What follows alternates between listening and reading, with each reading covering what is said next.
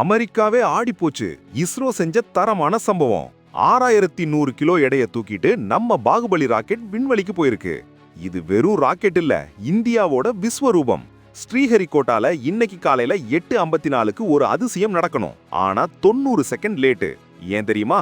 விண்வெளியில துப்பாக்கி குண்டை விட 10 மடங்கு வேகத்துல சுத்துற விண்வெளி குப்பைகள் குறுக்கே வந்துருச்சு. ஒரு சின்ன துகள் மோதினாலும் மிஷன் காலி. ஆனா நம்ம இஸ்ரோ சயின்டிஸ்ட் அதையும் கச்சிதமா கணக்கு போட்டு அந்த ஆபத்து விலகுனதும் கெத்தா ஏவுனாங்க. இந்த ப்ளூபேர்ட் சேட்டலைட் ரொம்ப ஸ்பெஷல். இனிமே டவர் இல்லாத காட்டுல இருந்தாலும் உங்க 4G 5G போன்ல டைரக்டா சிக்னல் கிடைக்கும். விண்வெளித்துறையில ஜாம்பவானான அமெரிக்கா தன்னோட சேட்டலைட்டை ஏவ இந்தியாவை தேடி வந்திருக்குன்னா பாருங்களேன். இது LVM-3 ராக்கெட்டோட 6வது வெற்றி பயணம். சந்திரயான் 3 நிலவுக்கு கூட்டிட்டு போன அதே பாகுபலி தான் இதுவும். 6100 கிலோ எடைய அசால்ட்டா தூக்கிட்டு போயிருக்கு. பிரதமர் மோடியே இது இந்திய இளைஞர்களோட சாதனை, ககன்யான் போன்ற எதிர்கால மிஷன்களுக்கு இதுதான் பேஸ்மெண்ட்னு பாராட்டியிருக்காரு. அந்த 90 வினாடி தாமதம் தான் மொத்த மிஷனையும் காப்பாட்டிருக்கு. அந்த விண்வெளி குப்பையோட வேகம் மணிக்கு 28,000 கிலோமீட்டர். யோசிச்சு பாருங்க.